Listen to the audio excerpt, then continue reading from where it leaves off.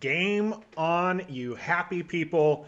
Welcome to episode 6 of Ref the District. I am back, not in the hospital, not resting up on the couch because I've got all sorts of things attached to my body. They're still attached to my body, but I'm here with the stoner who is traveling abroad. I am traveling. My background is pretty weak. It's a big drapes, but I'm a team player, so I'm here. And yeah, so how are you feeling? Give us a little update on the old injury slash recovery. So I feel like my body is still like fighting. So it's not. I haven't really got to that recovery healing portion. Like I'm Mm. just kind of still fighting. But I'm happy to be out of the hospital. I did end up back in the hospital, and I developed an abscess. I got very Yeets. lucky on that front because so they had to feed this tube to drain it, right? And the doc told me, he said, if we can't get directly to this, we're gonna have to go through your liver. Like, don't touch the liver, man. I really, Come on, liver. I Liver really, is where we draw a yeah, I line. really want that liver to stay intact. So Yeah, thankfully they were able to get there. It's still attached. Hopefully it comes good. off tomorrow. We'll see. But recovery's going. I'm still tired. I'm sure after this I'm gonna take a nap. Um, but Nap already. It's a little early for a nap, don't you think? No, it's never too early for a nap, especially when you get yourself tuckered out just trying to have a conversation. So, but no, Well, I'm did doing you good. watch? Did you watch last I week's did. Thank you. show with our guest Kwame Yeah, Lewis? thank you, Kwame, for coming on. Kwame was great, right? I wish him the best. He seems like a bright young fellow, and looking forward to seeing what he does there at South Alabama. Yeah, me too. Yeah, it was fun interviewing him and getting to learn a little bit about a D1 athlete down in South Alabama. That was a lot of fun last week. But we missed you and glad you're back and we can get back into local sports and we can start hammering some of these teams again that I know I'm upset with a couple of our locals. Yeah, as we should be, absolutely. If you haven't seen that episode, if you haven't watched episode 5, go ahead and check that out right here on our YouTube. You can always hit us up also on Twitter at Ref the District, or hit us up in our email. We are streaming live as we do every Sunday. I have the live chat up, so if you're watching, you want to contribute, feel free to leave some comments. Those should be popping up to my right here, and we'll try to answer your questions or acknowledge those as we go on here for the live Cool. chat. It was a pretty big week. It was actually kind of a quiet week until Friday For a morning. while, right? Friday morning, big bombshell. Huge monster bombshell. So the Junks Radio on 106.7 The Fan, they reported that some of the or that the actual investigation is complete for the Washington football team. The attorney Beth Wilkinson and her firm, they completed their investigation and they've turned over the report. And the Junks got a hold of portions of that report. And the biggest part that they revealed is that Wilkinson is recommending to Roger Goodell and the NFL, number one recommendation is that Dan Snyder divest his ownership in the team, his 60% ownership of the team. Now, I have no idea if that's going to happen, but that's the big recommendation, and that is huge. Do we believe that that's going to be what happens in this as a result of the investigation? Do you believe it? Well, so I think we need to take it a step back a little bit, and we need to talk about whether or not people believe in the Junks reporting, because that was actually a big point of contention on Friday as Sure, well. I, for the record, I believe them. I don't I think they would believe it. lie about this. 100%. Like this is that to me that seems absolutely ludicrous. The NFL did come out and say it's absolutely false. We haven't seen this report.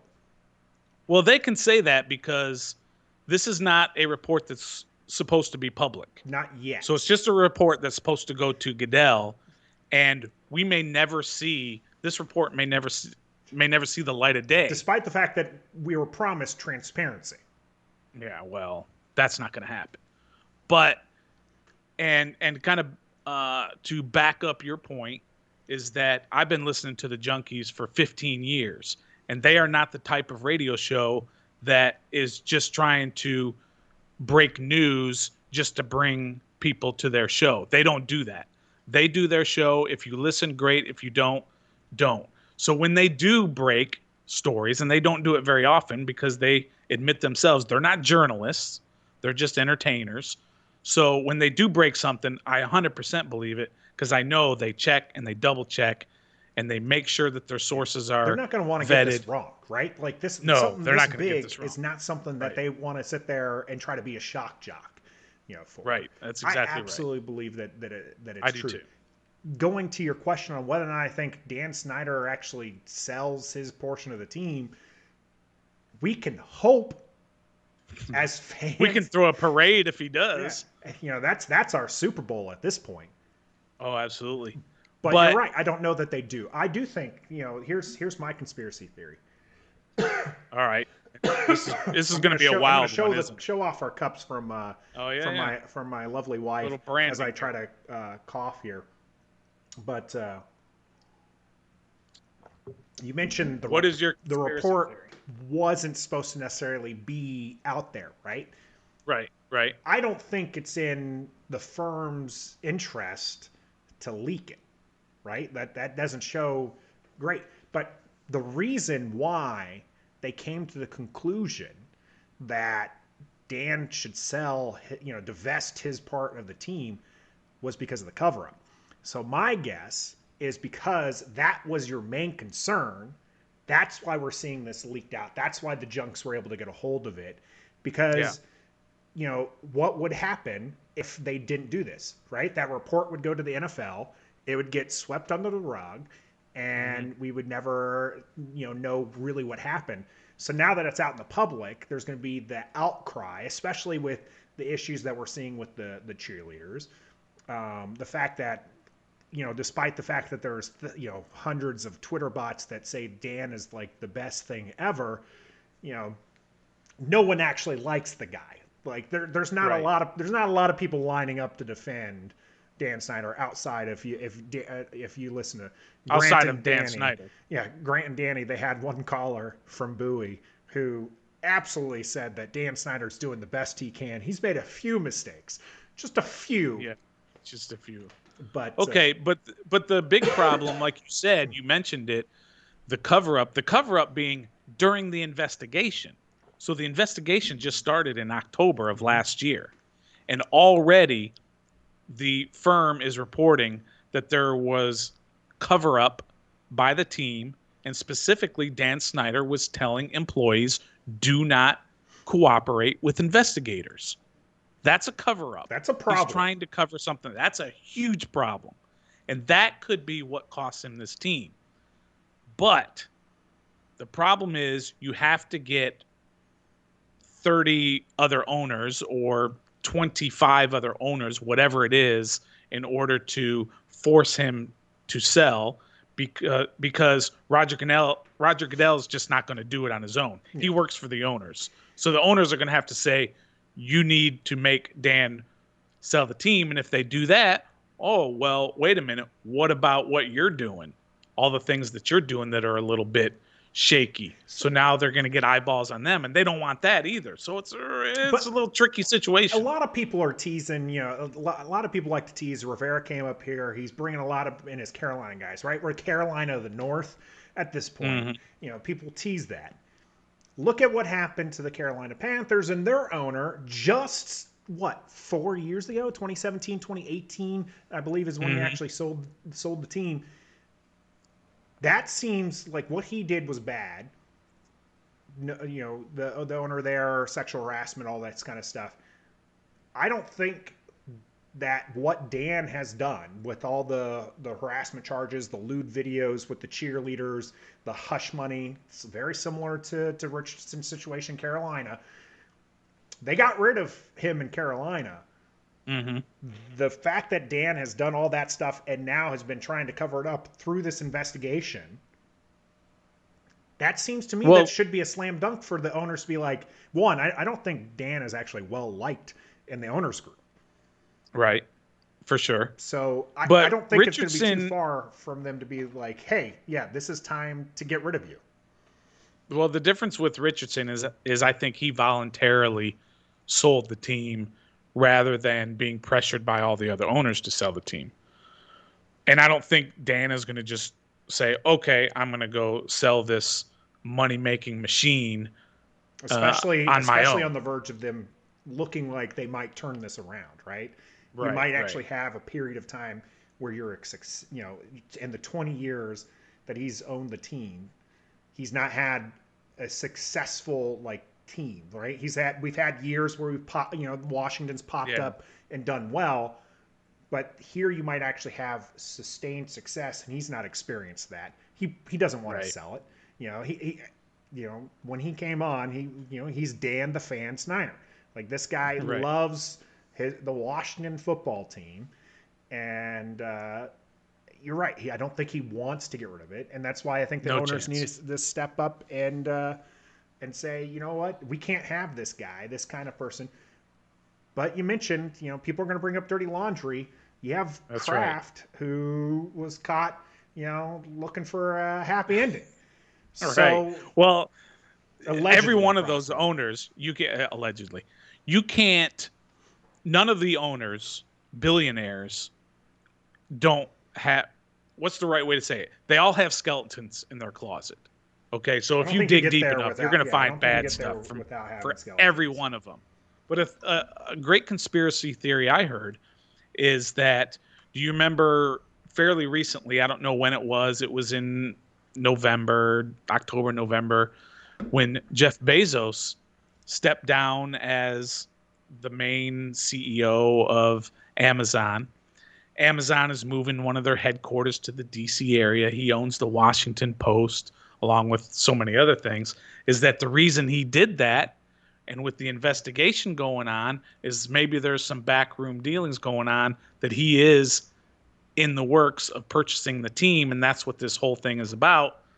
I think it's a little far fetched, but I have heard that, and that would be interesting. It would be nice to have a new owner. Now, look, Jeff Bezos isn't going to come in here and save the team, I don't think, but I, th- it would be nice to have somebody different, I think in that regards, I think that we'd just be happy to see somebody different. I don't know somebody different. that Jeff Bezos would be better. I don't know that we would. Right. We might be, just trading off, um, you know, Yeah, absolutely. Could be. It's not like he has a great record of employees, of treating employees properly, Amazon employees. yeah. So I don't know that it's really any different. We'll see, but at least give somebody else a chance, because I just don't think Dan Snyder is going to go away on his own. He's going to have to be forced out. And I'm glad this report got leaked so that it couldn't just simply get sent to the NFL and they can And get say buried for a whatever they week. want about it, and just whatever this report is, everything's fine. Let's move on. Again, I think that the leak was deliberate, and I'm happy Good. that it happened because, like you said, now you can't bury it, and the NFL was able to do. Hey, we haven't received this report. That's why we're saying that it's false because we haven't had it. But Right. eventually they're going to get it in their hands, and there's going to be a big push for them to make that, to have that transparency and to let us know what those actions are. It'll be interesting to see what happens. I'm interested in knowing what our listeners want. So leave comments, tweet us at Ref the District on Twitter, and let us know. Hey, Well, do you think Dan's going to sell the team? Do you want well, Dan let to me sell the ask you team? this. Would you be satisfied with, let's just say, a suspension, like a year-long suspension? It's happened with owners in a lot of different sports. I mean, Ted Leonsis got suspended for a year because of his, maybe it wasn't a year, but he got suspended for some time because of his interaction with fans Yeah. at the arena. What does that It's do? happened What does before. that do though? It's like, okay, Dan can't physically go to the games. Like, he can't interact with the business decisions. Like, what does that actually What does suspension serve? mean? And I've heard people throw around that maybe it just goes to they take away draft picks. That Mm. that feels like that hurts the team more than it hurts the owner. It hurts him in some sense because that would take away our ability to win, right? Like if we lose the 19th Right. overall pick, that's an Oh, that asset. would be That would devastating. be Yeah. that'd be rough. Well, it could happen. It absolutely could happen. You never know. The optics of it, of a suspension, are that the NFL is doing something about Mhm. this issue. They are giving punishment. So that's why I think that's the biggest reason why they would do it. Just to say, hey, look, there was a problem. We as the NFL, we're doing something about it, and we are suspending him for a year Yeah, or and whatever I it think might that be. was the secondary, suggestion too, right? Was like, hey, essentially what you want to do is you want to remove Dan Snyder from the situation because he's created this culture there that is not good. So you need to remove him to let the culture heal and Right. become good, and then we'll see what happens. And they've been making some changes, obviously, within the last year, with bringing in Jason Wright and Julie Donaldson, and of course Rivera and the new GMs, the Marty and Marty Mhm. GM tandem, and Even the new they've been hire making for the changes. the dance squad, right? The co-ed dance squad. Yeah, Uh, I got a problem with that. you I've got a problem with With the this hire or situation. the cheerleaders going away and a dance squad coming? With I have a problem with the firing of or getting rid of the cheerleading program. Not because I like the cheerleading program. They are the most inconsequential part of the entire organization. They do nothing for me as a fan. In fact, I didn't even know there were cheerleaders for Washington The until first ladies of about football? 5 years. Well, until about 5 years into my fandom, I said, Oh, "Oh, okay. we have cheerleaders." I thought only the Cowboys and the Raiders had cheerleaders. I had no idea that Washington did. So they're completely irrelevant to my fandom. But the problem is, you had all of these accusations of sexual harassment, of using them for business associates on trips, and Yeah. all of these Essentially like an terrible escort things. service. Yeah, The just lewd videos that were made without their knowledge. yeah, all of that stuff. So you punish some of the people that were possibly involved, although you don't say that. And so you fire them. And then when it comes down to it, so then now you fire the cheerleaders. So your way of fixing it is to get rid of the people that were causing the uproar, that were causing the chatter, or were creating all of the chatter. So you fire them. I don't get that at all. And then you bring in a co-ed team. Whatever, that's fine. I don't really care about that. But why are you firing the cheerleaders? Why are you getting rid of them? They're not the problem. The program is not the problem. The problem is the way you manage and that you treat the employees. It's not the program itself. So if you want to create a co-ed team, fine, keep those that are already employed and don't fire them via Twitter, That's which the is what problem I happened. had. Right, is that Absolutely. that's the unfortunate part. Like I think that the move to the co-ed dancers, cool, whatever. I'm a season ticket holder. I'll actually get to watch them. Unlike you apparently think that they're inconsequential. Well, I'm a little biased. I did get to meet some of the first ladies of football when I was deployed. My first go around. I have a great appreciation for what they do. My wife was a cheerleader in college, so that's different. you know College is different. but I'm just saying it's just like I wouldn't necessarily call them inconsequential, is what I'm saying. In the That NFL, I, in the pro sports, they definitely are. I think that they might have a very minor impact on the overall thing, but they are a part of the overall team. Okay, to me, for them to find out via Twitter like that the cheerleaders are going away. We're going to start this dance team. I think that part was bad. I like the hire though. You're getting somebody who has, some great experience in the NBA, transferring that to the NFL. I think that'll be interesting. I mean, I don't know that it's going to be truly wow, but having, you've been to NFL games, you've been to NBA games, right? Sure. In the NBA games, it feels like those dance teams and the fan experience is a little bit more intimate. It might be the smaller stadium feel, Smaller but they venues, also absolutely. feel like they do more. Whereas the cheerleaders, and this might be a part of your feeling like they're inconsequential, right?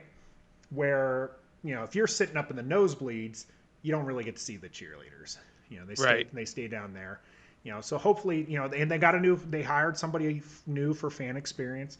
So I'm thinking overall, I like the direction they're going. I do just wish that they would have, and to be fair, they came out and they said, hey, if you want to be for the cheerleaders, if you want to be a part of this new program, by all means, Try out. come work with us. But I feel like Well, so shocker. that bridge is burned. Yeah, so yeah, right. Shocker, the front office handled it wrong. Shocker. The Washington football team front office botched another one. It's just But the ongoing. front It's office over has and over. changed, and we were expecting better, right? So like, They still botched. and it still gets botched. We have Jazzy popping in on our chat saying that the cheerleaders assist with marketing for the team, and the cheerleaders are a great asset to the team.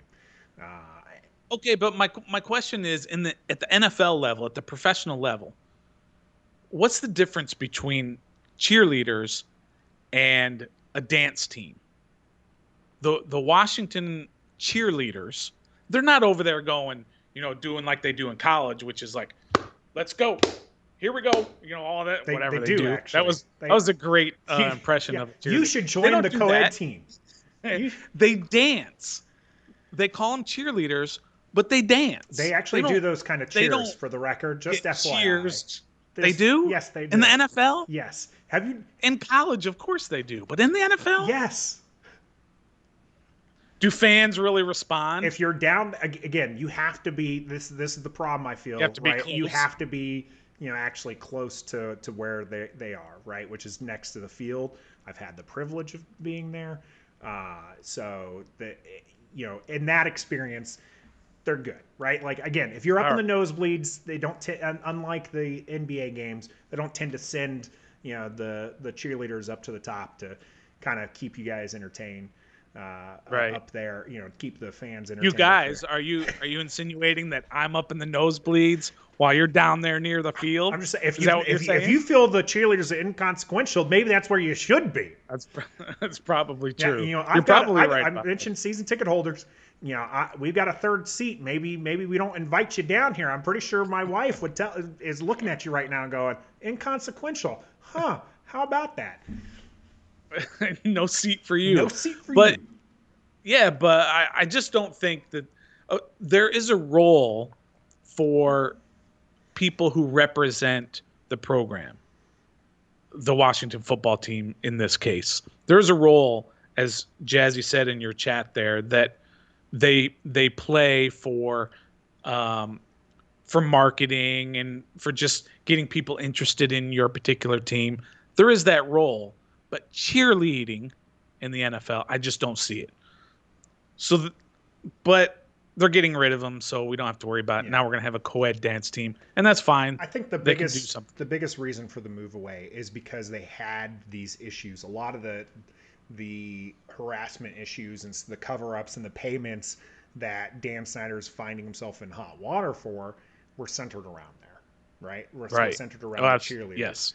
So moving to the co-ed dance team is what is kind of, hey, we need to distance ourselves. I don't know that I'm not saying that it's that it's a That it makes it right. that it definitely doesn't make it right. I'm not saying it's Dan's decision either. This could be Jason Wright and company who are doing this, but it makes sense for them to be, hey, here is an issue we've had in the past. Cheerleaders are, something as far as the fan experience that can be improved upon. And so they're looking to do that and distance themselves from an issue that, or what has been an issue. And you're right, they shouldn't be punished. The cheerleaders themselves Right. shouldn't be punished. It's the classic example business decision of we have a problem. Well, let's just get rid of the problem. So we have a problem with these cheerleaders and speaking up about things that So were happening you to them. mentioned they So let's just get removed a rid of lot them. of the people who were the actual problems, right? So we're not trying to say that cheerleaders were the problem. That just so happened to be, unfortunately, like where a lot of the issues were arising because of how people were mistreating these human beings. These ladies Right. are human beings, and they were being mistreated by these people who I hope and I believe a lot of them were removed. Right, they were cut from the team. They were they were whether or not they were forced out or they left of their own accord. They're gone, Right. Except for Dan. except for Dan. And he's probably the biggest culprit. He's the one who definitely allowed it, right? And then so that's where we're back at. Is he going to be forced to sell the team? Please, please, please, please, please, please, We please. certainly hope, as Washington football team fans. Again, let us know in the comments. Let us know out on Twitter whether or not you agree that he should, sell the team. If you want him to sell the team, let us know what you feel Yes. about that. That cheerleaders, yeah. If it's a no, I'm really interested in hearing that. And we would love if you feel so strongly that Dan Snyder should keep the team, please reach out to us. We'd love to have you as a guest here on Ref the District.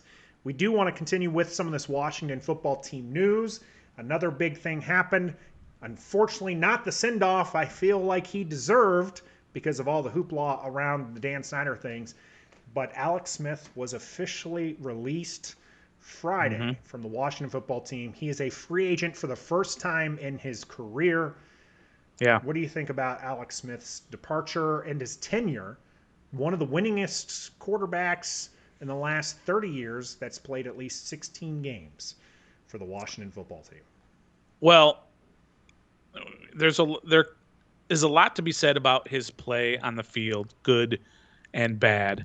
But what I found peculiar about his release is they had a meeting, right? Coach Rivera and staff and Alex and his people on Thursday, maybe.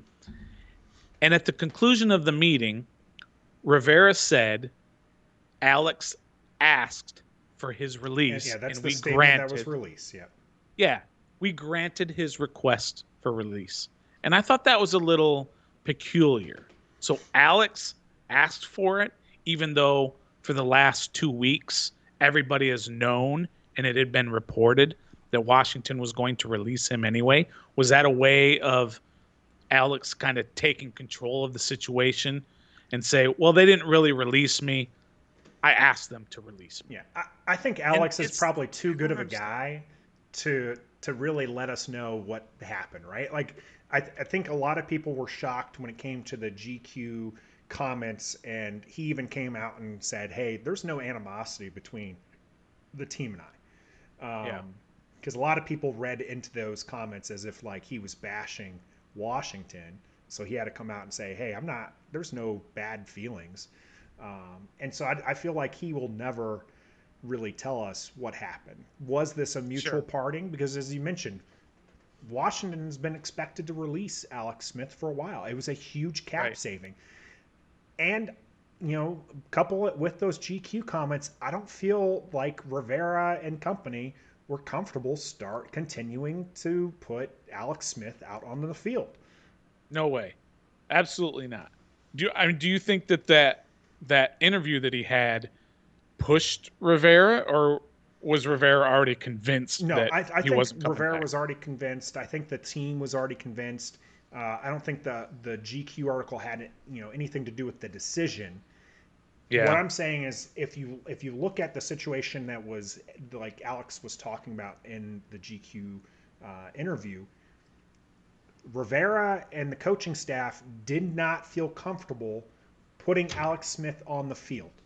They did Right. not, for his health, for his well-being, whether or not he could play or not, they were concerned and didn't feel, that they should be, put him in that situation where he could potentially, re-injure his leg, uh, Right. So it wasn't until, I mean, look, even during the season, it took how long before they went to him? They had to bench their first starter, their first round pick Yep. from the year before. They Right. used their cheap pickup in free agency. Well, actually, it was a trade Yeah, for it was Kyle a Allen. trade. Yeah, it They was gave a up a fifth rounder for rounder him. Yeah. for Allen. Um, so they use that guy. He gets injured, and then that's finally when you get some playing time. And Right. even then, you Alex gets himself injured, and they put in Of course. Haskins. Haskins, was Haskins. You get Heineke for a quarter, and then you get Heineke for a full game, where it looked Right. like Alex Smith potentially could have played somewhat during that playoff game. I don't think that it would have ended any differently. I think Heineke played, uh, the best football, Amazing. QB play the team has seen in some time. I don't think that he's a full season starter, but hey, he was exciting to watch for that one game. But Alex Smith is somebody who I don't feel that Washington, through that article, through their actions through the season, I don't feel like they felt comfortable putting him out there.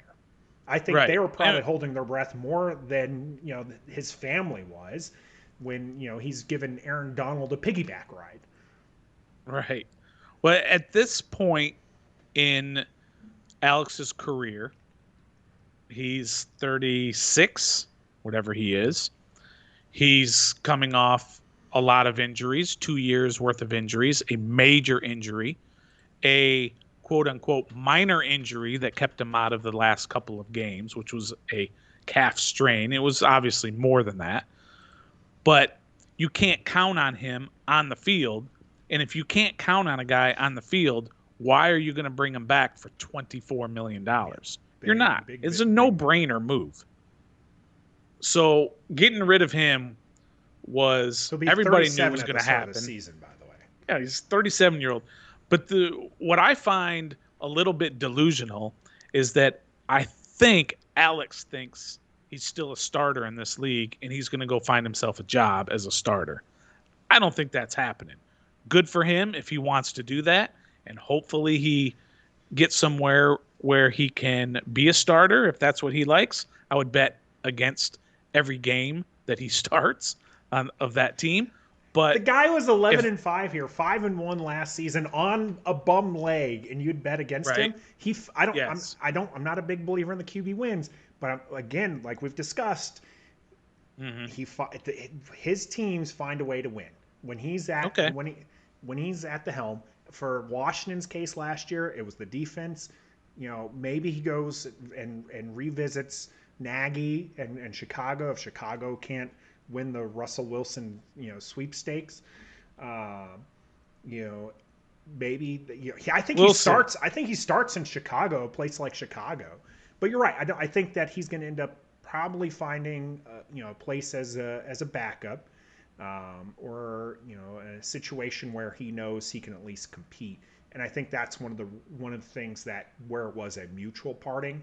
This is where it's true, right? Rivera Yeah, was just like, hey, we're not going we to can't start count you. on you. We can't. Right, We'd be happy to have you, but as like our second but or third string guy, who sticks with the team, for that leadership role because you're amazing there. You should be a coach, at some point in your lifetime. But we're not going to start not at you. that money. Not at that money, no. Not But at what I'm saying 24 is like million a year. Rivera tells him you're not going to start here, and Alex wants to start, wants to play, says okay, then release me. I feel like Right. that's how that conversation could have gone. Okay. Well, I'm glad he is no longer on the team and puts the coaching staff in the position to where they have to deal with the possibility of him competing for the job. He's gone, but now you've got one quarterback on the roster. Two, One that is signed. you have two. I don't think Montez is signed. He's on the roster. The last time I checked, his deal last year was a 1 year deal. Maybe it had some sort of restricted something or another, but I don't think he's actually signed. He might occupy a roster spot. I don't know. but still, he's about as consequential to the team as the cheerleaders are, which means he's not. You're So gonna get let's us in so much trouble dogging the so let's cheerleaders, man. so let's not even talk about Montez. No, He's yeah, he's not a right. realistic, you know, player. He's not someone. If he enters the game, things have gone really bad, really Weren't bad. there even reports that in the last game of the year against Philadelphia where there was a chance that he was going to play, and there were reports that he was completely freaked out. He was so nervous, and he wasn't even starting. And that'll probably tell you. Who knows if that's true? But those are just reports that were swirling around. So let's not ever talk about Steven Montez again. This is it. If you want to talk about Steven Montez, I, talk about it somewhere else. I, He cannot be talked about on this show anymore. I really hope we don't have to talk because again, if we're talking about him, the QB situation is We're in trouble. that dire where we're probably Washington's entering the season with Allen, who's a restricted free agent, expected that Washington's going to tender him an offer. You're going to Sure. Allen, Heineke, and Montez as your QB. Woo. That's That'd bad be the news, worst Bears. in history. Everybody knows Washington is looking for a QB at this point in Right. time, and I think that's why we're seeing people hold out because they're like, we know you're desperate, so you got to give us a better offer, right? Because there's been talks about Darnold. And my guess is Washington's trying to lowball the offer. The Jets in a good position, number two, in the draft, number two pick in the draft. You've got Darnold, who may or may not be good. You can hold out.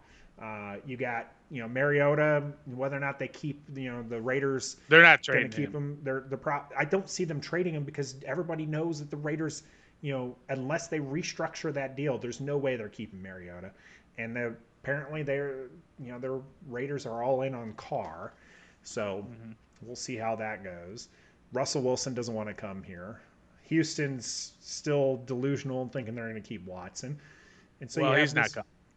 Yeah, no, But you've got a crop of veteran free agents, the likes of Cam Newton, Trubisky, um, whom I mean, there's a bunch of Fitzpatrick, out. Teddy Bridgewater. Teddy Bridgewater is under contract. He is not a free Oh, agent. he Yeah, is. Okay, I thought he was. Carolina wants to get rid of him, but Yeah. he is. But he's not. He's not a free agent. You named three Okay. there, right? Those are probably the big three: Cam Newton, Trubisky, and Fitzpatrick. Out of Fitzpatrick, those three, if you had to take one, which one are you taking? Steven Montez. No, I don't. I don't know. I mean, they're all bridge quarterbacks. They're all here for 1 year. That means if they do that, if they sign one of those guys, that means they absolutely have to draft somebody to develop them. It doesn't They're have to be with the developing 19th Montez. pick. It doesn't have to be the 19th pick, but maybe they go for somebody in the third round, some guy we've never heard of, probably, or Sam throwing Ellinger names from out. Texas is starting getting a lot Yeah, of hype, so he's Kellen Mond at A&M. There's a bunch of people we've never heard of that are going to get drafted, quarterbacks, and maybe that's what they do because signing one of those guys is just a bridge. It's not going to help you down the road, and it won't give me any hope. And as everybody knows, that's what I always look for. just, I need just a hope, little bit of hope. just hope. Well, I hope that Alex Smith finds happiness in his life wherever it may be, and Oh, for I, sure. I would feel Just not here.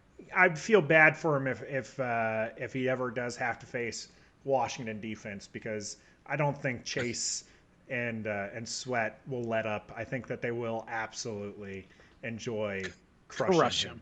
So Right. best of luck to Alex and his future endeavors. Washington football team's not the only team in town. There was another interesting decision that happened over the weekend with the Washington Capitals. Yes.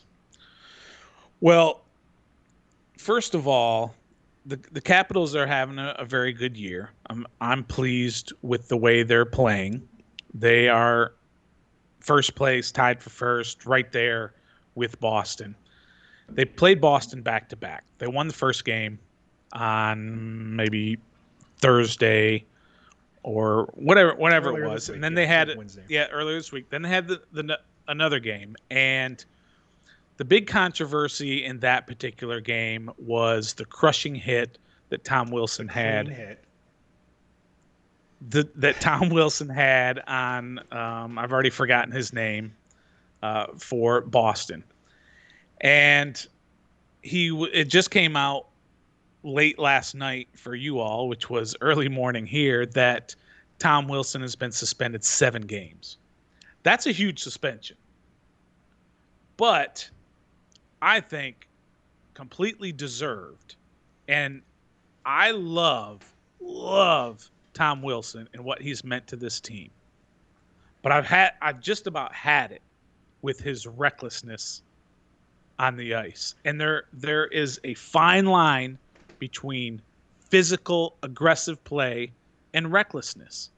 And he crosses that line too much, and it hurts the team.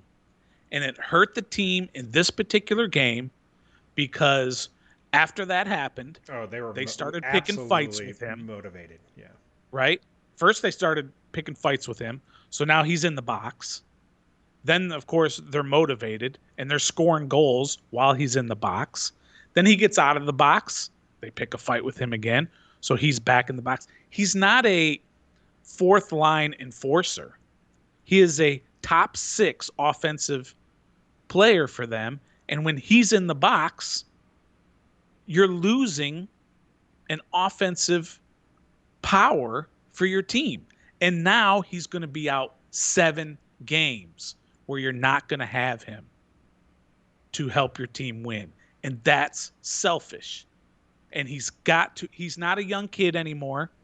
Before, you used to be able to say he's a youngster and he's learning and he's got to figure out where the line is.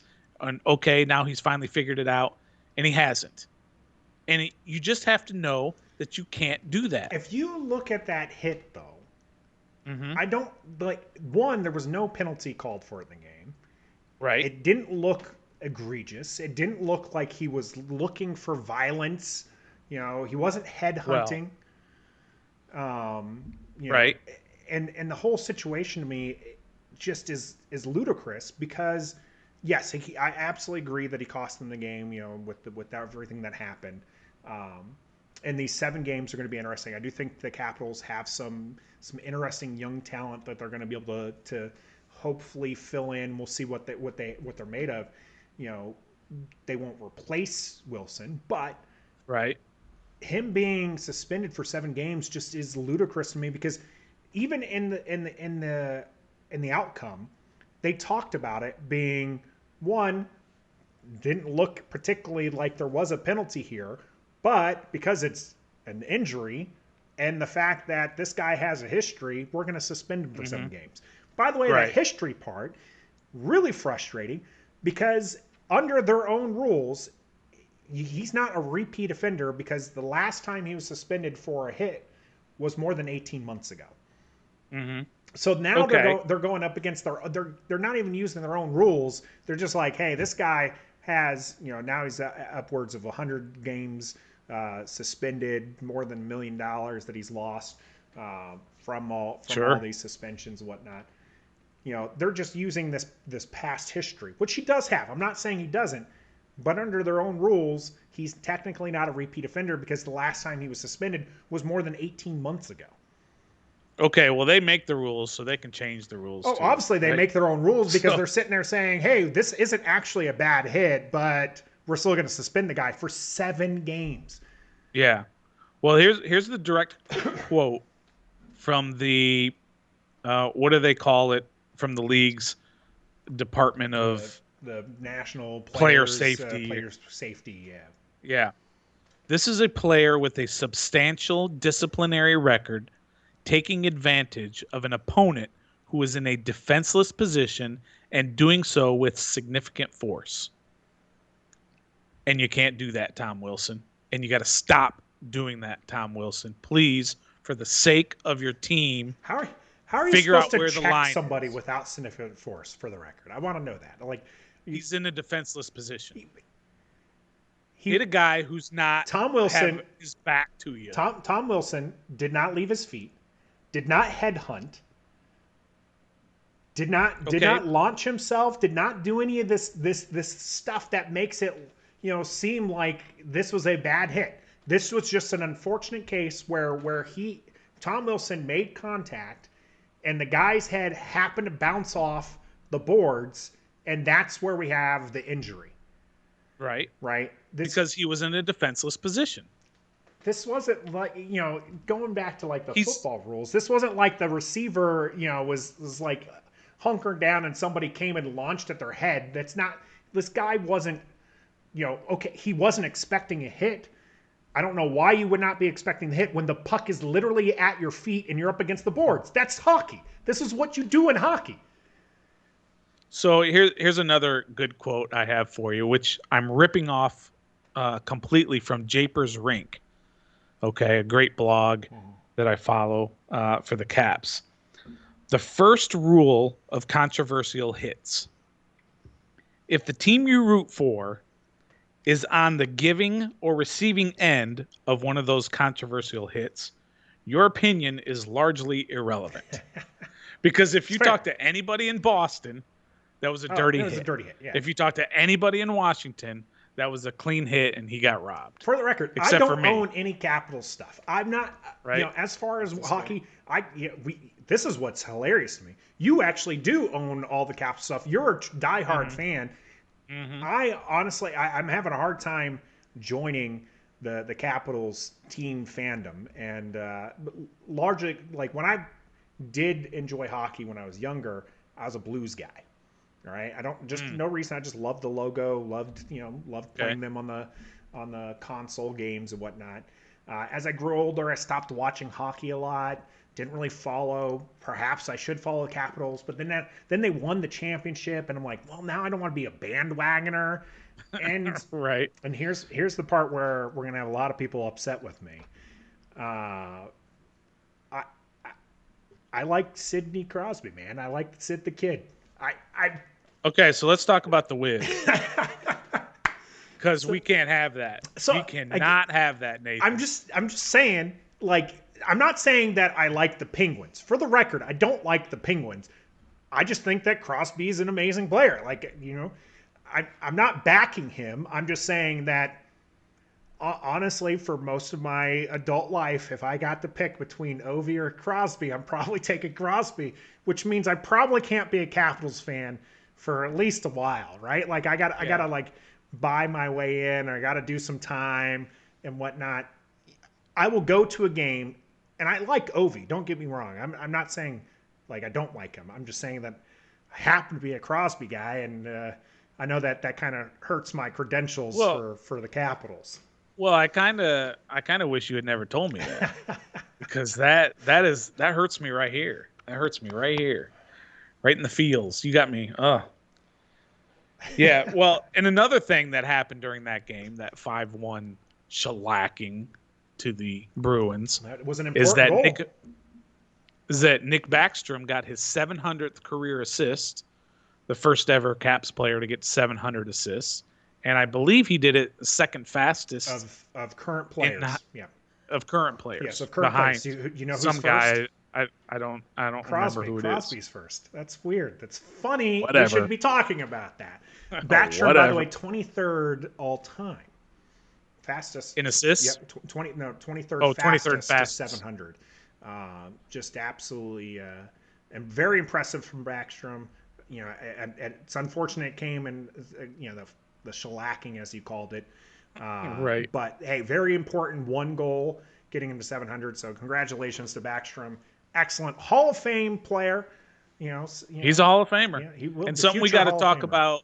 Something we have to talk about later. I don't think we have time for it today, but Ovi's contract is up at the end of the season, and I think that's something we got to get into as far as signing some of the him. Mock-ups? Someone put him in a Penguins jersey, and that even hurt me. Okay, Yeah. I'm not again. Okay, Good. So, Thank goodness. I'm glad something with the Penguins hurt you. Oh, I do not like the Penguins in any way. that's fair. That's I fair. have Again, I'm not saying I'm a no fan of regard. theirs. I'm just saying there's a certain player on that team that I Ugh. respect. All right, so you want to get into our good, bad, and the ugly? I think that I think the ugly might have just been the fact that I we admitted just on we our just live had the ugly. show.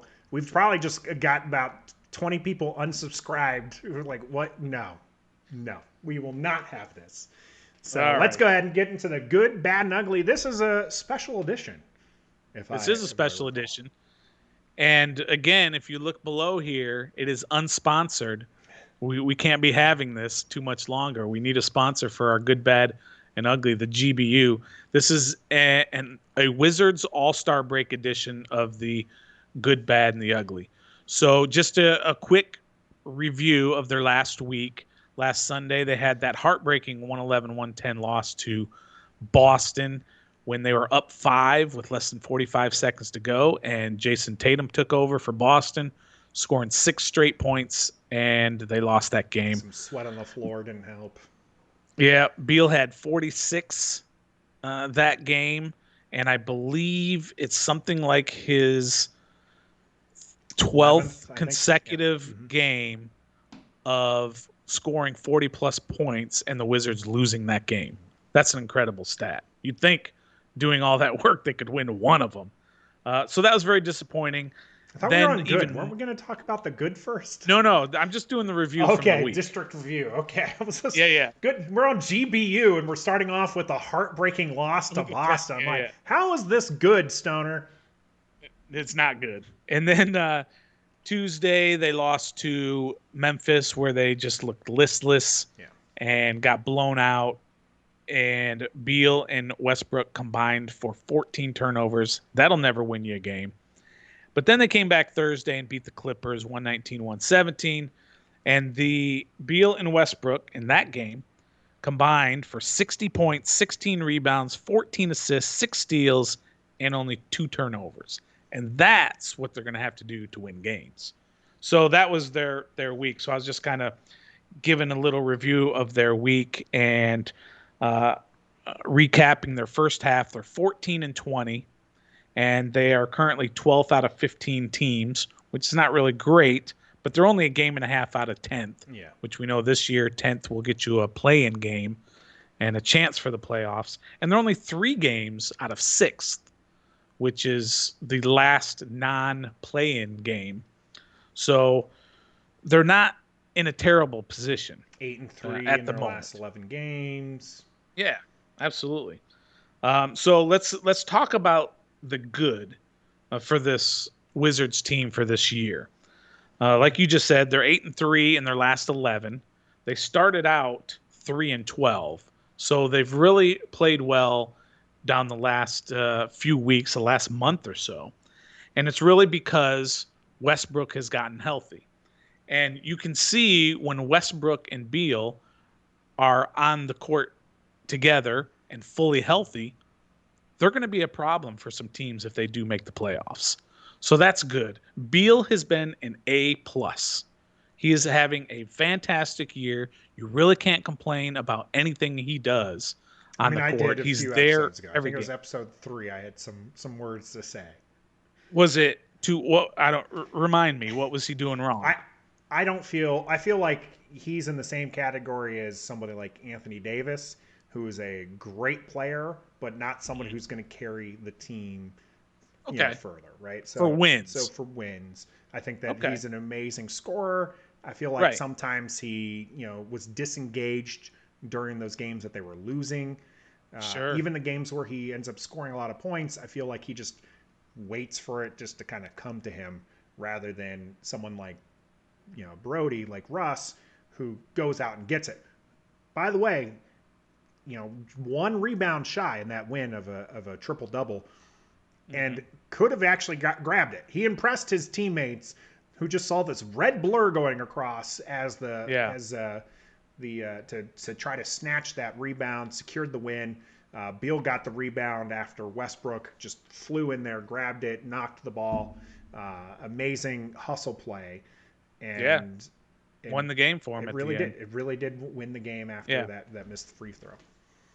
yeah. So they've been really good in the last couple of weeks, and I think we just have to accept that he's going to have 5 or 6 turnovers a game, but he's also going to score 20 to 25, and he's going to have a triple double every night. So the last month has been very good for the Wizards.